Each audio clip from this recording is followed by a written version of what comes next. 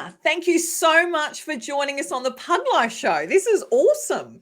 Thank you very much for having me. I'm really happy to be here and talk all things pugs and sniffers. I know, it's great. So I will start with the fact that I didn't know too much about Sniffer School, full stop, end of story, until Donna Smith and then Jennifer Glendenning shared their stories about the work that they do with you. So you're WA based, but you have said that there are other schools around Australia, which we will share with our viewers.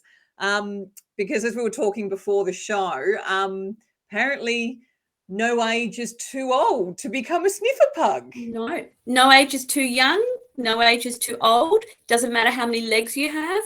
It doesn't matter on the human ability. You can be, slow, fast, young, old, everyone and every dog. I haven't met a dog yet that can't do sniffer dog school. Yes, I'm amazed. I mean, I wonder about my my old boy Charles, but you never know. It might put another spring in his little puggy step. We can. We have dogs, I think 15, 16, still doing sniffer dog school and still loving it because we adjust it. We might not make it too tall, and they potter around with a waggy tail, and they find what they need to find, and they get treats. So they don't need to hear, they don't need to see, they just need to have their little noses on. And pugs have got the best little noses. Yes, just because they're short doesn't mean that they're not powerful. I think they're better than some of the longer noses. Because I think that they're spread out more. I don't know. I was very surprised when I started, and the first pug I had, I was like, oh, I don't know, a pug doing sniffer dog school, they've got, oh my goodness. And I wonder if their scent cells are actually more spread out, so then they actually can smell better, because every pug I have met and some of the other dogs with shorter noses are some of the best dogs at sniffer dog school. Wow. Well, I have to admit, as we were talking before we hit record, my second pug, Winston, who is just Charles' little brother, I swear to God, that pug could sniff out a treat within a square kilometre. If there was food, no matter how manky it was, he would know where it was. There've been a few times where I had thought to myself over the years, you should have been a drug squad dog. Absolutely. And that's exactly, because all we do is we swap the treat for a different smell. We make the different smell equal the treat. And then they go, oh, so I find this smell, I get the treat. So it's just like that. So he would have been fantastic. Oh, no, missed opportunity, but that's okay. So we're obviously talking with the assumption that everyone that's watching has actually watched the other episodes that did talk about school. So let's go back to the start and say what inspired you to become a dog trainer, and then obviously from that do sniffer training. Many, many years ago, I had the dog that most people would say was very naughty. He did everything wrong. He jumped up on people. He was a rescue dog, and then he barked at people, and then he decided he didn't like dogs after he got attacked. So I was just a normal person, and I went to dog training school, and I literally fell flat on my face on the first day. Like literally, he pulled me over and I was on the floor. And I went looking for more information. So I got addicted to pet dog training. Like I got addicted to training, and he taught me so much, because every issue there was, he had it. So I had to find out how to resolve it. And somehow along the way, I was a little bit lost, because I got, how you do, it's like on Facebook, you ask a question and you get like 20 different responses. Yep. It was kind of like that before Facebook. Everyone gave me the wrong advice. And I finally found someone that helped me, and he was a scent trainer.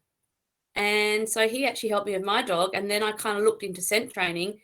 And then one day I went for a job as a dog handler. So I spent 14 years in a couple of different government agencies with detection dogs. Absolutely loved it, but I never lost my passion for pet dog training. So I was always going and learning. I was at every conference. 4 or 5 years ago today, I was in the UK learning about border collies, because they're weird. Shh, don't tell anyone. they're very strange. So I went over to learn more about them.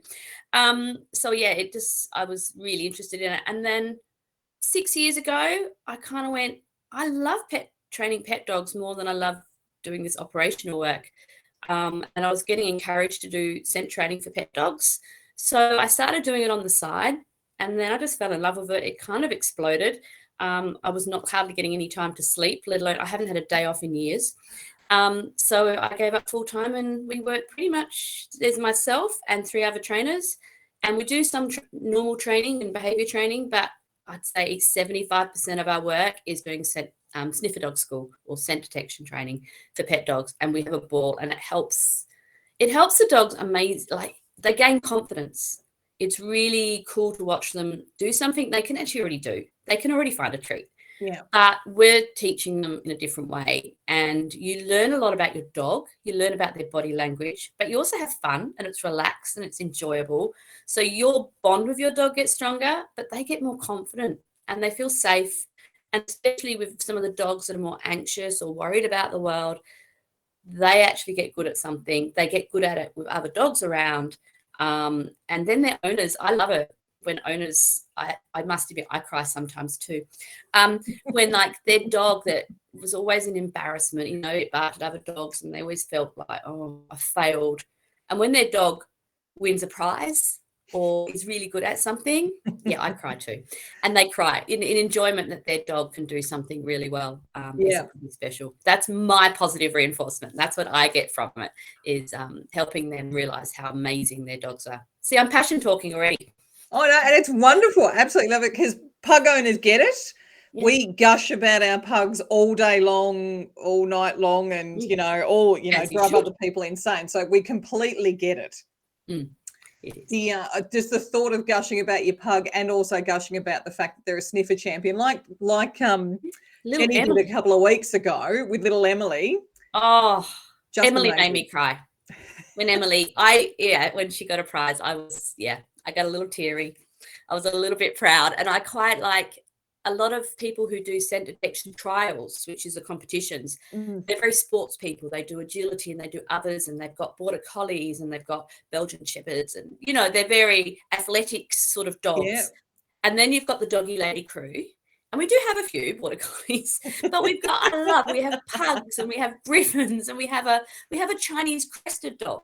Oh wow! And we have the little one, you know what I mean, and some rescue dogs and bull terriers.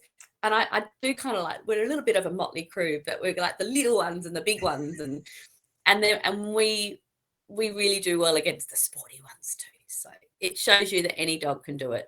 And when the less likely dogs do it really well, it gets me a little bit extra proud, because I kind of like to see them achieve. Absolutely agree. Because I was going to say, my next question is what's the difference between being a serious sniffer dog and a pug sniffer dog, let's say?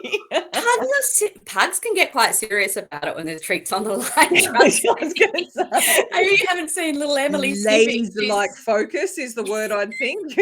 I think Emily particularly is extremely focused when she's sniffing. Well, there's different levels. The training itself, like people always say, oh, must have been different operationally. But to be fair, it was the same training. I've slightly adjusted it as I've learned more and amended, but pretty much it's the same as what it was teaching dogs at the airport. Pretty much you get the odor, you make it equal good stuff like treats, and then you slowly teach them. It's a little bit more complicated, but then you slowly hide it a little bit more and a little bit more. So the actual techniques we use very similar, but we kind of have a little bit more fun with it, I suppose. Sometimes I have guest trainers come, and I had one who was an ex-operational friend who used to work in the army doing explosives, and he came and had a go with the guys teaching them how to clear a house. And I had to sort of nudge him and go, if Vegemite doesn't blow up, it's okay. Loosen up a bit. Being retired military myself, I could understand the laser-like focus of the trainer. And sometimes we get a little silly with it. I have like my pet dog stream, which are people who don't want to compete. They just have fun with their dogs. And we have these little fun master classes.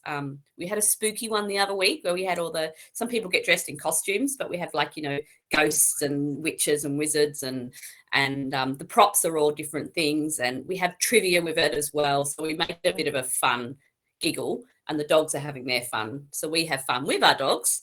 And then we have the more trial people who are learning more skills based and going into the competition. So we do have two streams, but they mix as well. Sometimes the serious ones want to have a bit of a giggle.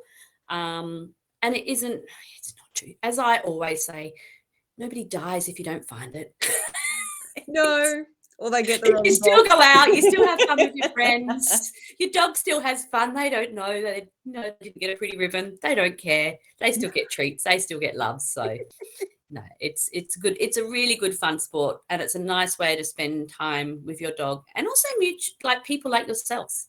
Like, because you know what it's like when all you want to do is at a party sit there and talk about your pug. Yes. And suddenly there's like 3 meters around you because you're the crazy pug. We're kind of like that.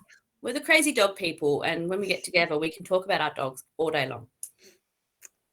Well, I'm completely okay with that. People who work with me now know that they can suck it up. Yeah, I put up with their children.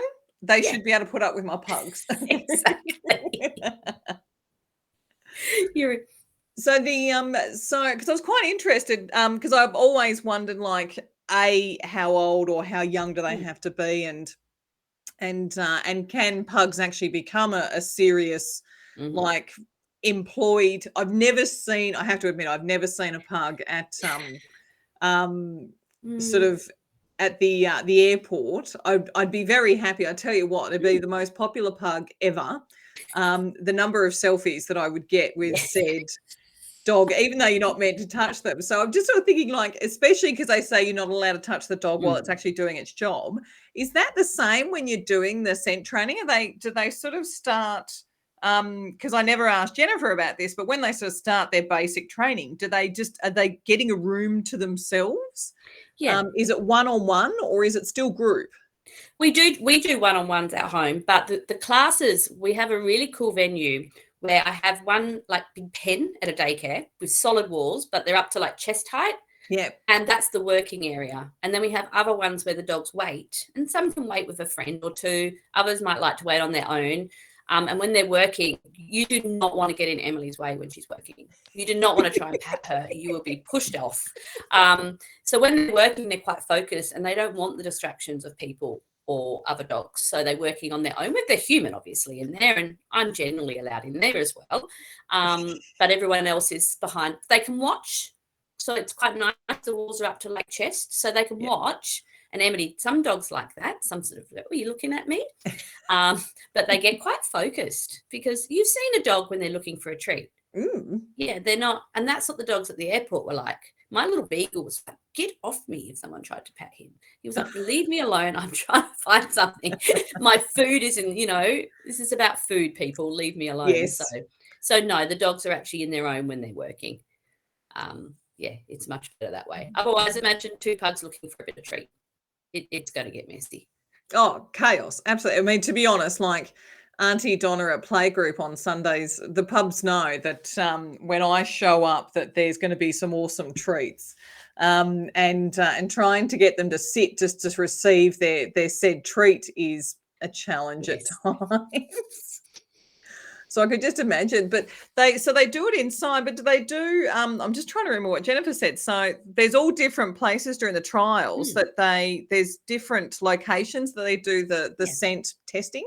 Yeah, we start inside because obviously the airflow makes it a bit trickier. So if it's windy outside, I think in Melbourne you've got terrible weather today. Oh my God, it's horrendous. So you can imagine how the wind makes the scent travel. So we do start inside and then we move outside. So my class tomorrow, if the weather's nice hopefully the weather is nice in Perth, we'll be going outside. We might be doing some vehicle searches in one class, and the other one might be doing some exterior searches. So we work everywhere outside. We do some work inside, and then, we do in trials, you have vehicles, exteriors, interiors, and then the containers, which are like the boxes. So there's 4 elements. For our classes, we go everywhere. We have what we call mystery sniffs. I kind of got inspired by like the 80s raves, when they used to send people texts, or so Urban Myth went. Yes. Yeah, I started like that, where you get a text saying where it was. Nice. You'd meet me somewhere. So I'd give you the general, it'll be in this suburb. But we must admit, we've got a little old cottage that we go and sniff at, like some of the halls. So we have lots of different places that we go and have smells at. And I say that for people, even if you don't do scent work, going and having a smell like in an old cottage or someone else's house, dogs love it. And it tires them out because 10 minutes of sniffing, they say, equals 50 minutes of physical exercise in wearing your dog out. Wow. Like, I never even thought of it that way. So if it's horrible weather over there, go hide treats around the house. Watch them go find it. And I can guarantee you your dogs will be happier and more tired than if you take them for a walk around the block.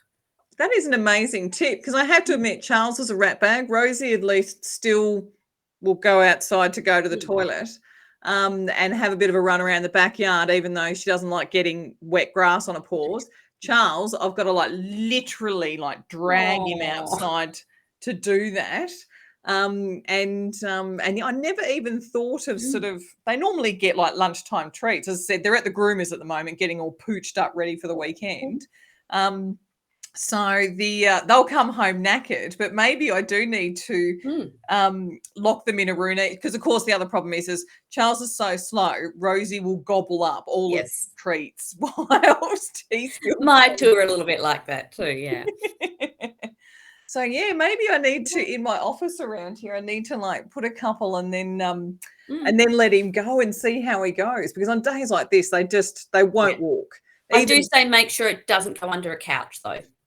Yes. I have beagles, so beagles and pugs are quite similar in the determination that they have. Yes, right. Yes. Yes, we've got a footstool that I never thought that a pug could get under, and one of our very loyal viewers, little Tonka, come to stay with us for a couple of weeks while his mum had to go to hospital, and he's a little taller than Rosie and Charles, and I could not get over Andrew. I don't know what he dropped, but I tell you what, Tonka was almost like a slinky. He just sort of went, and then I'm like, what is he doing? And it was just incredible. And then Andrew's sort of like, is he under the footstool? And I said, you watch it. And he literally just went, zzz, and then shimmied his little body through, picked up whatever it was that Andrew dropped, and then basically kept shimmying through till the other end. And and the worst thing is we were so gobsmacked, I didn't even have time to get my phone out and record it to send to Kim and say, does Tonka do this at home? Yeah. Because, oh my God, that is incredible. See, determination. Tonka would make a great sniffer dog. Well, Kim, hopefully on Sunday night she'll be watching. It looks like we need to take Rosie, Charles and Tonka to sniffer training. And on that, if there's anyone watching who goes, oh, I don't live in Perth, I can't come to sniffer dog school, do pop a note in the comments. Then I may not get in then the live, but even if I get in after, I'll do some research and find a sniffer dog school near you, because they are all around the country. Tasmania has lots of great sniffer dog schools. I don't know what's in the water down there, but they have a sniffer dog school at the corner. Amazing. So there are ways. And you can play games as well. No, but I do love the. I'm going to try and attempt to do the treat thingy around the house before the show goes live on Sunday night, so I can reliably report how Rosie and Charles go. I always say scent work is the best dog sport because you can do it in your pajamas holding a glass of wine. Oh, you've absolutely sold it to me, Fiona. I swear you've absolutely sold it to me. And to be honest, why didn't I talk to you when the show first started last year and we were still in lockdown? How much? Yep. Charles and Rosie feel like they're probably being cheated now because I've left it so late. It's a great winter, but it's not just a great winter sport. It's good in summer, especially with the pugs, because going out in the heat's not so good. You can do exercises inside with the air conditioning on and keep them nice and cool. So it's good in hot and cold when we don't want to get wet, because you know that wet, like the rain can melt pugs. Absolutely. Oh, yeah. It can melt beagles too, apparently. So, you know what I mean? It gives you options to do. And I know I was brought up with you should walk your dog twice a day. Yeah. But now I've been dog training for 20 years. I've changed. I'm like, just spend at least 30 minutes with your dog one-on-one doing something they enjoy. And so that they get a physical workout, they get a mental workout, you get to bond with them. Yeah. I prefer it twice a day. But doing something like scent work gives them a body workout that's gentle on their bodies. So it doesn't matter if they've got spine issues or leg issues. You just make sure it's at the right height for them. Yeah. So they get a really nice body workout. They bend, they move, they get a nice brain workout, and you get to learn lots about your dog and they enjoy it. So it's a perfect exercise, really. Keeps them safe and well and warm. Definitely love it, because I was looking on your Facebook page at all your videos, and I can't remember the puppy's name, but he was doing some outside scent work, and your comment, I can't remember if it was said verbally or it was written in there, he found a treat in the tap out the back another time, and this time he made a beeline for the tap. And I thought to myself, that'd be Rosie and Charles. No, I also judge at the scent work trials, and they've only been going for just over a year here. Was it maybe a year here in Perth? And my first one that I did outside, it was really hard to find somewhere to put the little odor because you still got to hide it so people can't see it. Yeah. And I went, oh, I'm going to put it up the tap. And a lot of people, it was perfect for me, but a lot of people went, why is my dog sniffing the tap? It can't be up the tap. And one of my lovely clients, it was a hot, warmish day. Her dog went up and licked the tap, and she went, "You're thirsty. You want a drink? Come on, let's keep working." So no, that was we reenacted the tap, and this time I fooled nobody. Oh, I love it. So, because I think Jenny was saying that like Emily started with Vegemite. Yes. But you have other scents, and so you're talking about. So it's not actually other than the Vegemite, all the other smells. They're just like an oil or something. Yeah. So I start with Vegemite because I want it to be a game everyone can play. It doesn't cost you a fortune. I supply everything at the beginning, but at the end, I want you to go, oh, you can get some Vegemite, you can get, and hide it somewhere and give your dog the treats. You don't need any special equipment. And also Vegemite's safe. They can, if they accidentally get into your Vegemite supply, it's okay. Thank God. A little salty, but it's okay. And then some people get addicted to it and they want to go into the sport. So we do the oils, but we say the oils, but it's not much. There's birch, anise, cypress, and clove oils. And we learn them one at a time, but it's only 2 drops of oil onto a cotton ball. And then you put 30 little cotton, the earbud, the cotton tips in there. So then they infuse the oil. So there's actually not that much oil on them. But dogs' noses are amazing. They can smell anything. The things that they can smell, like that's quite strong. Some of the dogs go, oh, that's a bit strong. The Vegemite's a bit strong. So what they can smell, they can smell diseases. They can smell pheromones. Their noses are incredible. We just underestimate them, to be fair. So, but yeah, the oils are for the competitions because everywhere else, I must admit, when I first started here in WA, no one else was doing the sport here. And I thought, what can I get them to find? Something that's safe, something that isn't sitting, because I thought, I'll get them to find apples. But I thought, people have fruit bowls. They can't be finding that constantly. So I went for Vegemite because of that. It took me ages to work it out. And so Vegemite became quite the thing over here in WA. But of course, the rest of Australia weren't following us. You guys in Melbourne were looking for these oils, which they looked for in the US. So when they got a national rules out, they did choose the oils over our West Australian Vegemite. But, that's okay. But yeah. Yes, well, I have to admit, there seems to be a common standard in food requirements for pugs: roast chicken. Well, that's what we do, to be honest. All we do at the beginning is we say, you smell this? Have some chicken. Do you smell this? Have some chicken. So in the end, every time they smell Vegemite, they go, chicken. Can you give me the chicken? And so it's like they're looking for chicken. And our job is basically when they find it, they tell us, and we teach them like to sit or to hold their nose on it or whatever's comfortable for them. And then we run in and give them the chicken. So it's like them looking for a bit of chicken. I always call it, look for the chicken. Because if you hit chicken, they'd find it. But it's cheaper than buying chicken because you can be cheap afterwards. And if you have no chicken, you can use a Vegemite and you can sneak another cheaper treat in, just saying. Yes, absolutely. Even though I have to admit, it does sort of remind me of the days when my niece was very young and she would only eat anything that was white or tasted like chicken. So mushrooms are chicken. I'm sure, like she's in her 20s now, and I'm almost certain that in the next couple of years she's going to be coming to me for a bill to pay for the therapy. Yeah. All the what do you mean they're not chicken? That tastes like chicken. But I have to, like with Charles, when he's got a crook belly or he's got a upset tummy sort of thing, and he won't eat his usual dinner, roast chicken, yes, that would Yeah. have to be the most expensive way to get that pug to eat his drugs so that we can get his tummy right again. Roast chicken solves everything. Oh my Everything. Any issue. I don't Yeah. need to be a vet. I can just say, just get them chicken. Please don't. Just go to your vet. It's like asking for vet advice on Facebook. So the other probably, what's the most difficult thing in your experience with training a pug? Because you've obviously been a dog like a trainer, and then obviously sniffer school and all the other things, like the list of qualifications you have on your website is just is intimidating almost. So what is the most difficult? Because I think every pug owner has a different opinion as to what it takes to train their pug to be mildly well behaved. It's pretty much focusing that determination for good and not evil. Evil is definitely a word I would subscribe. And making it worth their while, I think.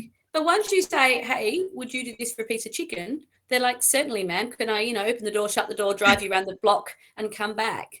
As soon as you show them what you want, pugs are awesome. Pugs are one of my favorite dogs to train. It's being clear. They do like clear instructions. So a lot of the time it's us not being very clear. They're amazing dogs. Like, I'm serious. I'm a pug fan. I love them. They weren't really on my radar. I was always a big dog person growing up. Yeah. I always thought, when I had to work with beagles, I went, oh, they're a little dog. And then when I met pugs, to be fair, I became quite a pug fan. They're amazing. They're amazing. They're little characters. Oh, yes. But as soon as you have it for them and you give them clear instructions, they are on it and they will work so hard for it. The hardest thing as a trainer with pugs is keeping them cool. I know for scent work, when we work inside without air conditioning on at first, it can be a little tricky. Yeah. So I would say starting it in winter with your pugs is best, because then we can keep them cooler in summer. That's probably the only thing. I love them. They're good little learners.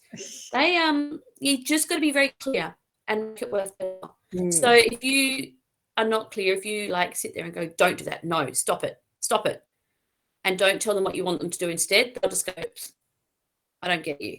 Yeah. Whereas if you say, I don't like that, can you do this instead? I'll give you a piece of chicken for doing this. They'll go, no worries. I'll do this instead. Absolutely, you have me. So I need to stuff chicken in the bottom of my shoes to get them to bring me the shoes. I bet you. Oh, we could teach them. They would bring them. I have to. I've always I've been quite lucky with all of my pugs in that I've had low expectations. So as long as they come when they're told and they sit when they're told, all the rest of it, as much as it would be amazing to have any of my pugs heel, roll over or shake my hand, and admittedly all of my pugs except for Rosie have been rescues. So by the time they come to me, they're already I have to admit, the first time we took Charles and Winston when they were 2, we rescued them at 2. We took them to obedience training, knowing that they were a little bit on the old side for pugs for really difficult stuff. Especially Winston's face, the first time we said sit, Winston just kind of looked at me and went, what? Then we kind of pushed his little bum down and said, look, treat. And then it was so funny. Charles was quite quick-witted. Winston was cunning. If he couldn't see a treat, he wasn't doing anything. I see. You've got to be quick to go because we use the treat often to say, do this, but we've got to quickly take it away and then use it afterwards as payment. And then they soon learn, if she asks me afterwards, I get the treat. It's payment. It's not a bribe. That's what we've got to do. That's a really good point, actually. I'm not sure that they understand the difference these days. We could work on it. I have to, because Rosie especially, it's so funny. Charles is going deaf. The vet has said he's definitely on the way out, but he can still hear the pantry door opening. Yep. At just the right time. And Andrew's opinion is Rosie hears the door open and her little head pops up. And all he does is respond to Rosie's almost Pavlovian response to the pantry door opening at dinner time. And I was like, no, I'm sure that he's pulling our legs and he can still hear. He's just a little bit selective in the choice of when he extends that superpower. You could take Rosie out the picture and open the door and see if it works. Well, see, It this can be is the high thing. Like, I'm pitches. certain I've seen him respond without Rosie around. Andrew doesn't believe me. They can have different. I've got an old deaf beagle, and certain pitches he can hear, and my voice is quite high, especially when I'm excited. Yeah. So if I call him to come, he can come. But my house sitter has got quite a husky, it's French, so it's quite a husky, low voice, and he never listens to her. And we worked out. I said, you have to put your voice high and be silly like me. She's like, fine now. Never silly. Yeah. So no, but no, yeah. A lot of people sort of go, oh, they're stubborn, they won't do it. I say no. But my biggest advice to people is if your dog is doing something you don't like, is to teach them what you like instead, and then pay them for it, and then they'll do it. Especially pugs. Oh yeah, yeah. It's that often we sit there and it's like if I sat there and went, no to you, don't, stop it. And you're like, what? And it could be, stop sitting. But you don't know because I'm just yelling at you. And they're like, what? And it doesn't do anything to help them. So I always say, instead, if I got a bit of chicken and put it on your nose and, held it up, you'd go, oh, yes, stand up. So pugs are the same. And they're smart. They're very smart. Yes, I think cunning. Most determined. Yes. Absolutely. I'd probably say usually my last question for our show with our pug owners is what's your pug's favorite outfit that they like to wear, be whatever it is. So I suppose my question for you is, because we definitely have two schools of thought in the pug world, collar versus harness. What's the better one to use for training? I actually have a blog on my website about collars and harnesses. Whatever is comfortable for the dog. So I've actually, apart from scent work, my other passion is what they call proprioceptional fitness, about keeping dogs' bodies healthy. And I generally will go for a well-fitted harness, one that doesn't restrict the movement of their little front legs, because a badly fitted harness, boys, block your ears. Ladies, it's like wearing a badly fitted bra. Yes. If it digs under your arms, it puts you out all day. So a harness, if you go to my website, I actually do have a blog with pictures, but not one that goes across their shoulders, not one that pulls, the anti-pull ones, because they can actually do damage under here as well. Oh, so interesting. It's one that goes, it sort of goes around their neck, but down. I'm showing you, but you can't see. No, I get what you mean. Yeah, and then there's a circle around the chest, sort of the stomach, the waist almost, and then there's two lines. So they haven't got restricted movement, and it doesn't pull if they pull on their throat. That's the best because it's comfortable for them. And training for, if your dog pulls, train them, but a harness like that is much more comfortable for them and they won't damage themselves. Some dogs don't like harnesses, and we as trainers can teach them to like harnesses, but I'll be honest, there's some dogs that I really don't like it. So for those dogs, a collar is just as good. But whatever, if it's a collar or a harness, I would say make sure it's well fitted and it's comfortable for your dog, because you can do damage with both. My first little beagle, he was a rescue and he'd been brought up with the check chain, and he actually damaged his throat because he would throw himself against it. Didn't care. That was him. And he ended up, he couldn't have any pressure on his neck whatsoever. So even if he went to touch it, he'd just be coughing for hours. So collars can really damage if they're those sort of pulling dogs. If harnesses had been around and he was wearing a harness, he would have been really comfortable. So a flat collar or a comfortable harness, and if your dog pulls, train. Find a trainer. I'm also with the Institute of Modern Dog Trainers. We're actually around the world. So we're not big in the US, but it started in the UK. All the trainers are accredited and qualified, and they will teach you to teach your dog nicely with treats, to walk nicely on lead. So, and they're all around Australia, and there's a trainers directory there. So yeah, I like a nice well-fitted harness. My dogs wear harnesses, but they also have a flat collar on, and I've trained them not to pull. But saying that, my dogs are not trick dogs. They don't actually do a million and one things. My Labrador does, because he's a little bit more of a wanter to do it. My beagle's very pug-like. He is very pug-like. He comes when he's caught and he finds things with his nose, and that's pretty much it. And I'm happy with that because he's happy with that. He doesn't need to do any more thinking stuff. He just So every dog is different. Does that make sense? No, absolutely. That's wonderful because it's always been a hot topic of conversation at playgroup, because people have, whether it's what they've grown up with or what they've read elsewhere, there is a very definite opinion. And I've always been for harnesses. So but I grew up with hunting dogs who only ever had collars, but they were also trained to run off lead and all that sort of stuff. So my family all thought I was nuts when I said to them that when I leave home and go out to the real world, I'm going to get a pug. And they all sort of blinked and went, "You want to get a what?" I went, "I want a pug." And then just sort of like, and Milo will notice, my favorite pug movie ever. That was when I decided that I was going to have a pug. So but yeah, all my pugs have had harnesses for exactly. I've always worried about the sore throat. Also, I think being helped if there's pressure on the neck, it can change their behavior a little. When I got a Labrador about 5th hand when I was working at the airport. He hadn't done well with other handlers, let's just say, and he pulled a lot. And these are professional people. They couldn't walk him without him pulling. He had a check chain on. He used to hold his, he was a puller. And I came and I went, I'm not using that equipment because it can twitch him. So I put a harness on him. And even I was like, this dog's strong. Am I being a bit silly? But as soon as I put a comfortable harness on him, he relaxed. It was really bizarre. It really taught me a lot because I went, wow, all that pressure on the neck and pulling, because there's that, they pull against pressure, they push against it. As soon as I put the harness on, he wasn't perfect. He's now, of course. But he suddenly went, yeah, I can walk on that. It's comfortable. And it was able, then I did a little bit of training and now he walks beautifully on his harness. But yeah, he taught me a lot about that because I wasn't sold completely on harnesses at that time. No, that is, well, it's proof in the pudding at the end of the day. That's amazing.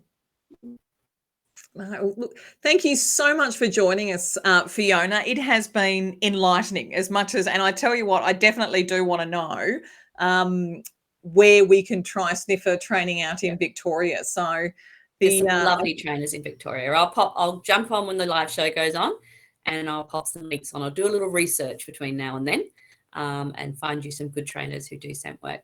No, thank you so much. So for everybody who's watching, I will actually make sure that that it's on in the Facebook group as well. But you can find Fiona on thedoggylady.com.au and also at Doggy Lady on Facebook and YouTube, if I remember correctly as well. So absolutely great videos. And I loved your website. I checked it out and looked at your very intimidating list of qualifications. So I haven't updated it either. So yeah, definitely check out the Facebook page and have a look at all the videos. It was just, if you can't visualize sniffer training, definitely check out the Facebook page because those videos were great for me to be able to situate how it all kind of worked, even after I'd seen photos of little Emily doing a spectacular job. She's awesome. She's pugalicious, that one. Yes. She's a little bit of a favorite in the sniffer dog gang. I'm not surprised. She is adorable. So have a wonderful rest of the day because obviously you're a couple of hours behind me. Yes. So you've got a good part of the day to go and we'll catch you soon. Okay. Thank you very much for having me. Thanks, Fiona. Bye.